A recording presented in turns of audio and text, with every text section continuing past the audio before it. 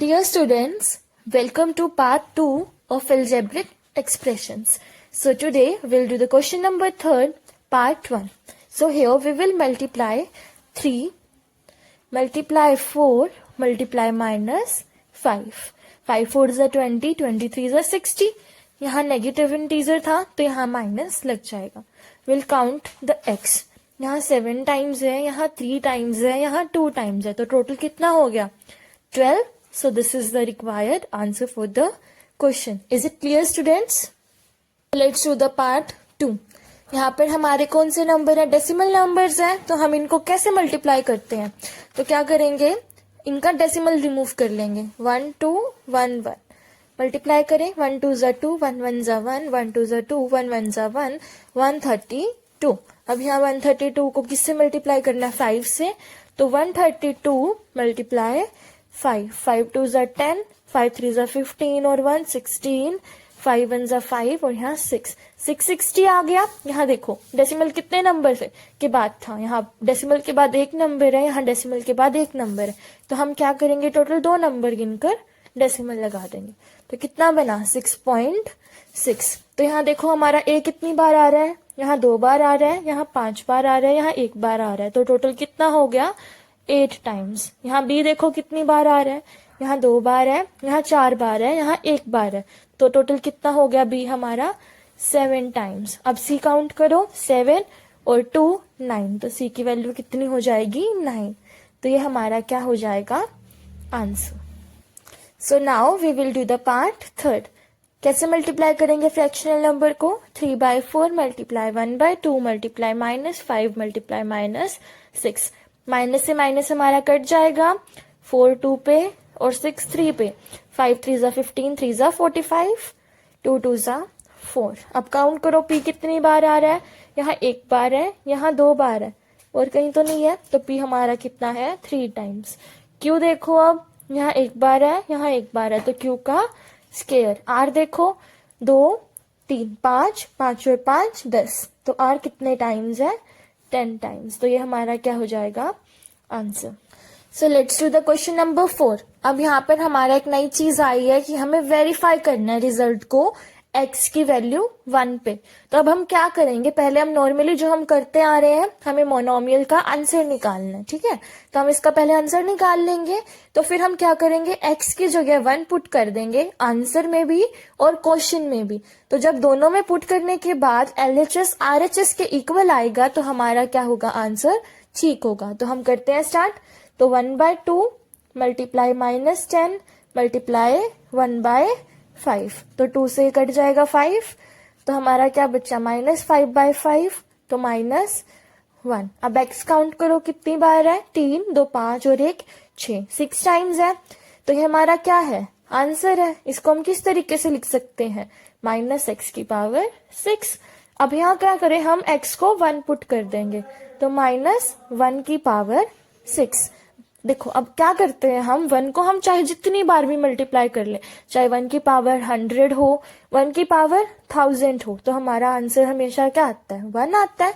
पर हम एक नई चीज यहाँ पर सीखते हैं कि जो हमारा 1 है, अगर वो हमारा -1 है और हमारी पावर कितनी है, अगर ओड है, लाइक 1 है, 3 है, 5 है, 7 है, या फिर इवन है, 2 हो गया, 4 हो गया, 6 हो गया, 8 हो गया, तो -1 जब ओड पावर होती है तो वो नेगेटिव ही रहता है. पर जब हमारी इवन पावर होती है तो -1 किसमें चेंज हो जाता है? 1 में. ऐसा क्यों होता है? अब देखो हम ओड पावर ले लेते हैं.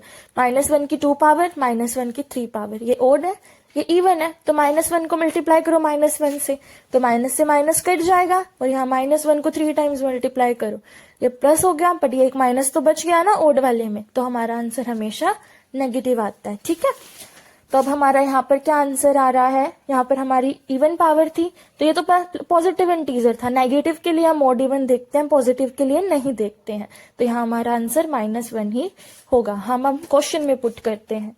1/2 x क्या था हमारा? 1 की पावर 3 मल्टीप्लाई -10 की पावर 1, यहाँ पर मल्टीप्लाई 1/5 x की पावर 2, तो 1 की पावर 2, तो 1/2 मल्टीप्लाई -10 मल्टीप्लाई 1/5, तो यहाँ -5/5 -1. ठीक है, तो हम हमारा क्या है, दोनों सेम है, तो हमारा रिजल्ट क्या हो गया, वेरीफाइड।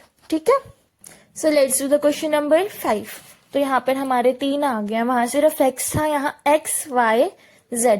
पहले हम आंसर निकाल लेते हैं। -3 मल्टीप्लाई 4/9 मल्टीप्लाई -27/2। 9 से 27 3 पे कट जाएगा, 4 कट जाएगा, 3 3 ज़ा 9, 9 2 ज़ा 18। यहाँ माइनस से माइनस कट हो गया।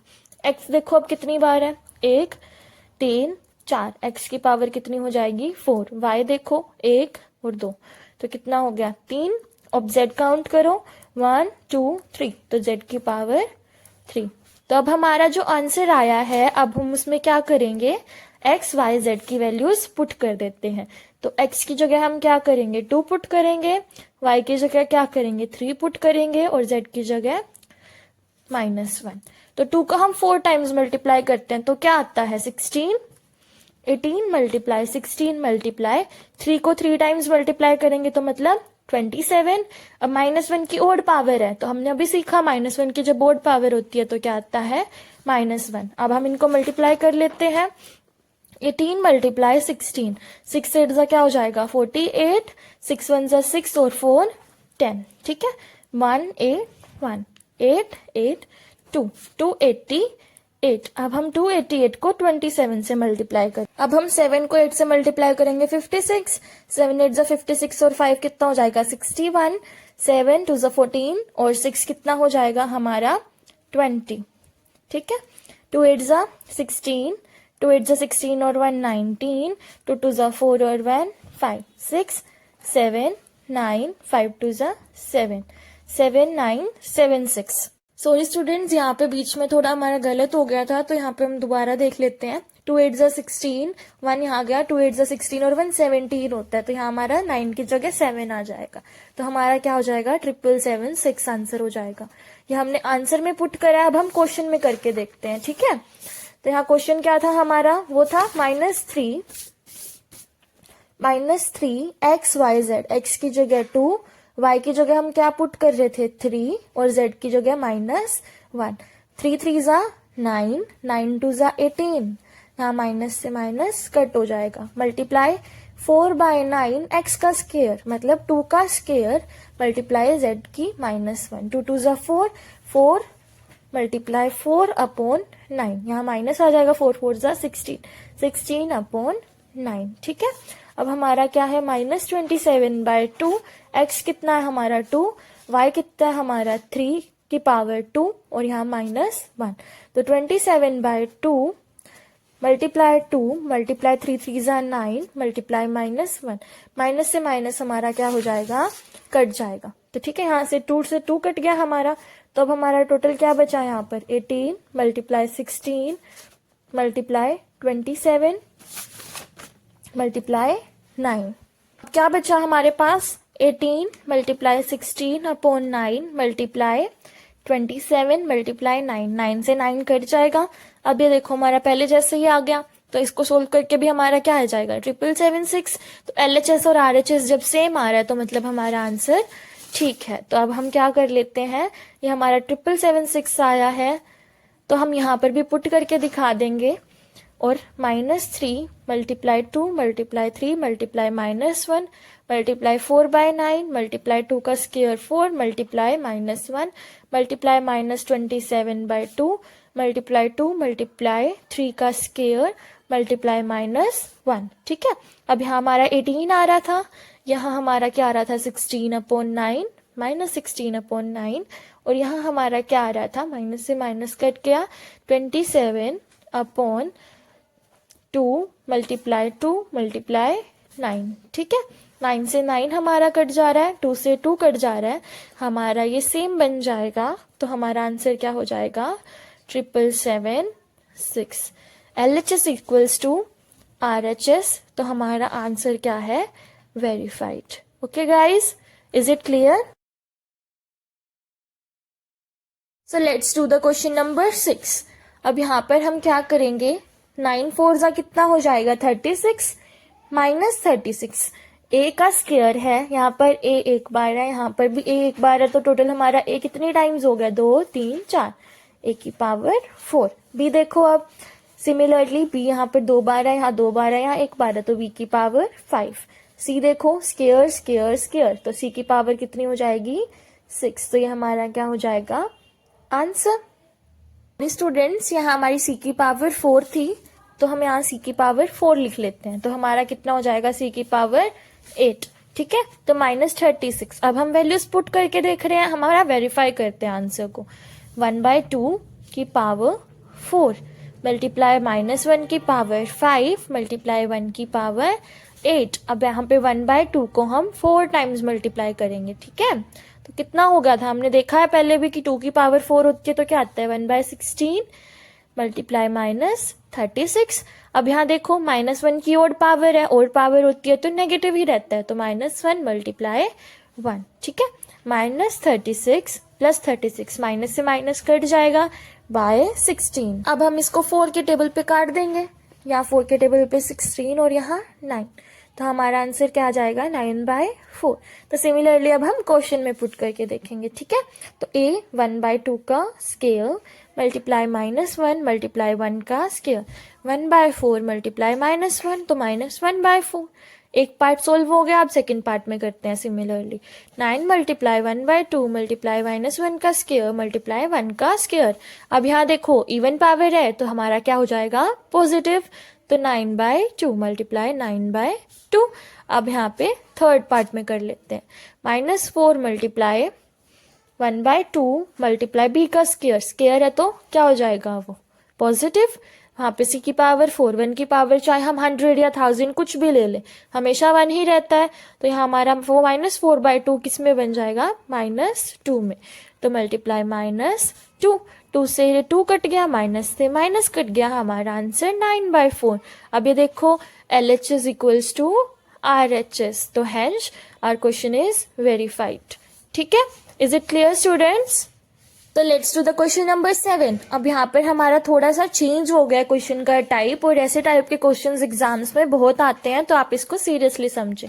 ठीक है, अब यहाँ पर हम क्या निकालेंगे, एरिया ऑफ रेक्टेंगल। तो रेक्टेंगल के एरिया का फॉर्मूला क्या होता है, ये हमारे पास रेक्टेंगल है जैसे, ठीक है, ये लेंथ है, ये ब्रेथ है, तो हमारा एरिया क्या, मतलब हमारे रेक्टेंगल में क्या होती है, पैरेलल साइड्स इक्वल होती हैं, तो ये भी लेंथ होगी, ये भी ब्रेथ होगी, तो टोटल एरिया निकालना है, तो बी भी कितनी बार है 2 टाइम्स है, एल सेम है, तो एल मल्टीप्लाई बी। यहाँ पर एल की वैल्यू दे रखी है 2a, बी की वैल्यू दे रखी है 3a।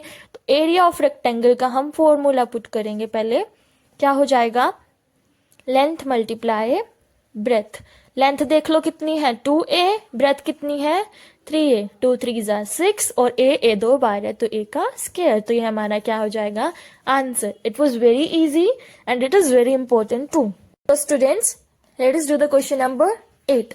यहाँ पर भी सेम है, एरिया ऑफ रेक्टेंगल निकालना है, बट हमें यहाँ क्या दे रखा है, सिर्फ ब्रेथ दे रखा है, और लेंथ के लिए हमें क्या बोला गया है कि जो लेंथ है वो थ्राइज है, मतलब 3 टाइम्स है ब्रेथ के। तो पहले हम ब्रेथ लिख ले, कितनी है 4x, लेंथ कितनी है 3 टाइम्स है ना ब्रेथ के, तो क्या हो जाएगा 3 मल्टीप्लाई 4x, तो क्या हो जाएगा 12x। तो अब हम सिंपल सा एरिया निकाल लेंगे, it is very easy. 4 multiply 12x, 12 कितना होता है 48x, ये हमारा क्या हो जाएगा आंसर। सॉरी हाँ भी x लगेगा, तो x का square. So let's do the last and the question number 9 of the worksheet 1। ठीक है, यहाँ पर हमारा सेम ही है, वही है, बस ब्रेथ हमारी क्या दे रखी है b दे रखी है, और लेंथ क्या है हमारा स्क्वायर ऑफ ब्रेथ, मतलब b का क्या है स्क्वायर, तो हम क्या लिख देंगे b का स्क्वायर। हमारा एरिया का फॉर्मूला क्या होता है length multiply breath, b multiply b का स्क्वायर, तो क्या हो जाएगा b का क्यूब, तो ये हमारा क्या हो जाएगा आंसर। सो स्टूडेंट्स यहाँ पर हमारी वर्कशीट 1 खत्म होती है और आज की क्लास भी खत्म होती है, तो आप इसको सीरियसली ले, और if there is any doubt you can let me know in the comment section.